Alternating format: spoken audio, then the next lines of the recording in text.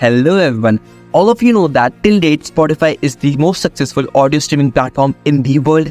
But do you know that during pandemic also the stock price of Spotify went up by 70%? Apart from that, Apple Music has 121 million users and Spotify has 574 million users, and rest of the competition is not even close. On the top of that, its recommendation and playlists have been so amazing that you'll definitely agree that every single time it has given you an incredible experience. But do you know what, guys? Fortunately or unfortunately, in 2021, Spotify was in deep trouble. While on the one hand, losses of the company were stacking up rapidly, on the other hand, giants were entering the streaming market. Spotify was officially in a business war, but if you pay very close attention to this, you'll definitely be able to learn some incredible business lessons that you can apply to your startup. And most importantly, for the investors in US, the streaming war was very crucial. The question is, what is this business war?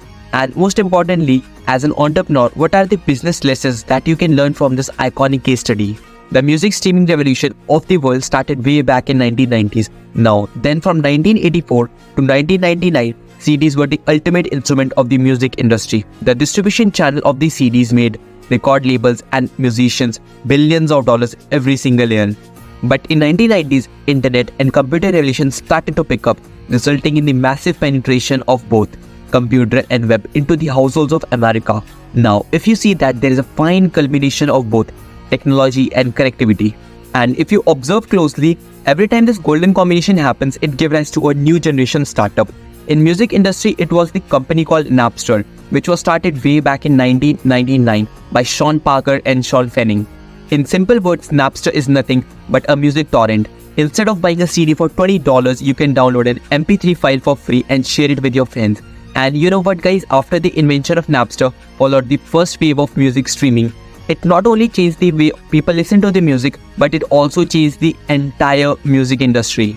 Within a few months, it had 4 million song downloads, and in less than a year, Napster had 20 million users. But initially, people will think it's no big deal. But in some time, the number of Napster exploded further to 60 million users by 2001. And this is when record label began to realize that their stores were incurring losses, and when they actually computed, it shocked them that the incurring losses were more than $100 million due to Napster. And that's when hell broke loose for Napster. They got slapped by a number of lawsuits, and what followed next led Napster to pay millions of dollars to creators, artists, record label companies, and eventually they had to shut down their operation in no time. The CD stores were still closing down, and other piracy websites took over the place of Napster. Companies were incurring millions of dollars of losses because people wouldn't pay $20 for CDs. And this is where record labels were desperately looking for an alternative that can actually bring back their distribution channel on track. And while all this drama was going on, there was a man who noticed this and decided to become an opportunist during the time of chaos, and the man was none other than the legendary Steve Jobs himself. The solution he brought to the table was to give ultra cheap music and to give the record labels a non-pirated distribution channel of their music. The solution was none other than the iconic iPods, and the rest is history. The record labels again started to make billions of dollars. The customer fell in love with iPod as it brought along the second wave of music revolution. But there were two major problems. Not everyone owned iPod or a MacBook, and not everyone could pay for each album. But everyone had the internet and the computer. So guess what? The culmination of technology and connectivity gave rise to the another generation startup. The most successful player in this segment turned out to be none other than Spotify, which started way back in 2006. Spotify learned from the pain of customers and decided to make a music streaming platform that could be used by everyone and could be used by everyone for free. And this is where Spotify deployed its freemium model with the option of subscription. But this time it wasn't easy because they knew what happened to Napster, and the subscription model was way complex than the discrete model of iTunes. Because when it comes to CDs or iTunes, it is pretty straightforward. If you buy a $1 album from iTunes, 80% will go to the record labels and 20% of that is the mediator's fees, and that's it. Whereas in the case of subscription, it is quite difficult because you are giving unlimited access to everyone with a defined fees. So the revenue model itself become very complex, but fortunately Spotify guys got through it. They spent about $9.8 billion between 2006 to 2018 to buy music rights without any legal issues, and they built freemium model to make music accessible to everyone. And what followed next was the third wave of music streaming, that is unlimited music could be listened for free. As a result, Spotify exploded. and today it is the market leader with the highest number of paid subscribers. But again, there were three major problems. Number one, ad revenue was not enough for the artists to pay well, as the music was free, very less people opt in for the subscriptions. And number two, Spotify have no profit and the company suffered from massive losses during its rise.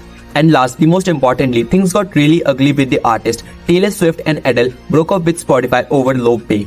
And again, it led to series of trouble for them from the creators' side. Now, the company was badly concerned about the massive losses on one side and the annoyed artist on other. And on the top of that, they have gotten off freebie-loving customers, which gave them no other option but to run a lot of ads to push their customers to Spotify Premium. And hence, a lot of interruption. And this is when, ladies and gentlemen, two more giants decided to step into the game. In 2015, Apple introduced that it's going to kill iTunes and launch the subscription model, which was Apple Music as the direct competitor to Spotify.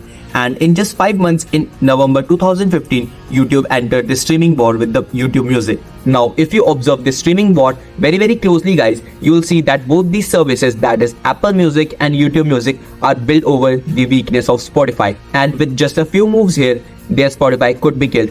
And there could be another wave of social media revolution on YouTube. The question is, how is that even possible? Now, if you look at this table, Apple Music deploys a premium model which is for Apple users only, while Spotify and YouTube is for everyone.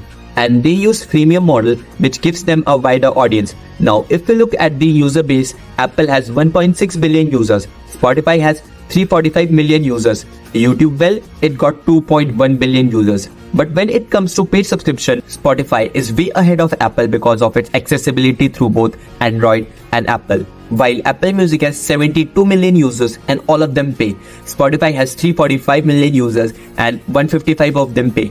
Now, the X factor for Spotify over here is its amazing playlist and the podcast that is integrated into the app. And this is where we saw Spotify coming out with Spotify Originals with 22 yarns and signing up creators like Joe Rogan to become Spotify exclusive. But Apple and YouTube both also have their podcasts, but separately. YouTube has Google Podcasts and Apple has Apple Podcasts. And now, guys, here comes the big difference. While Apple Music generates a revenue of $4.1 billion with very less profit because it's just an ecosystem product, Spotify being a standalone incurring a loss of $698 million in spite of generating a revenue of $9.2 billion. And YouTube, well, it's a way ahead of the game with $1.9 billion in revenue. And this is mainly because of its video services. And fun fact, YouTube is the most popular platform for discovering musicians and artists. Now, guys, if you take a step back, I don't know if you see this, but YouTube can literally accommodate every single X factor of Spotify and Apple Music in the YouTube app itself. Number one, you kind of already search for songs through lyrics from Google and YouTube, which is the USP of Apple Music. Number two, you can ask Google which song is playing and it will find that out for you, which is nothing but a Shazam feature. And most importantly, Google has Google Podcasts and a huge base of creators who are already making podcasts on YouTube. Now, every single creator knows that YouTube is by far the best platform for creating content, and users know very well how well YouTube understands them and their preferences. Now, if YouTube rolls out of an update tomorrow saying that Google Podcasts is now integrated into YouTube as YouTube Podcasts, do you realize what's going to happen?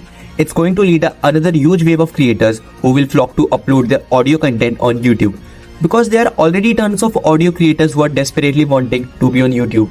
And if you give chance to YouTube algorithm, it's going to be a game changer for them. And the best part is, because it's available on both Android and iOS, the user base is insanely huge. So basically, YouTube literally has the best of both Spotify and Apple. And when integrated together, it will become unbeatable in the content space, just like Instagram is right now for social media networks. And my sense is, one day there will be a grand announcement that's going to change everything for Spotify. And that is what, ladies and gentlemen, happening in the streaming war. Now let's move on to the most important part of the video. And that is, what are the lessons we have learned from the case study. Number one, sometimes it's terrible to be a first mover, because second mover can learn from the mistakes of first mover. In this particular case, if you see that iTunes was built over Napster, Spotify was built over iTunes, Apple Music, YouTube Music was built over Spotify. If you are a first mover, you gotta be very careful. And if you are a second mover, you are lucky. You can learn from the mistakes of first mover. Lesson number two, companies might come and go, but the behavioral designs they might left will stay forever. In this case, it was the shift from CDs to streaming. So while most people will neglect it, try to reverse it, you as an entrepreneur can be an opportunist and can bring a solution which is forward looking, not backward looking. In this case, the opportunist was none other than Steve Jobs, who built upon the behavioral designs left by Napster. And most importantly, always remember guys, the culmination of technology and connectivity is always the sweet spot for innovation. And it will give rise to the most revolutionary startups. In this case, it was the computer and the internet. But in the next 3 years, it's going to be the green tech and the internet, blockchain and the internet, and most importantly, artificial intelligence and the internet. And this is where you find your greatness to build an incredible company, or as an investor, find an uprising gem in the stock market. So thank you all for tuning in. Don't forget to like and subscribe my channel for more case studies. Till then, try to find your own truth.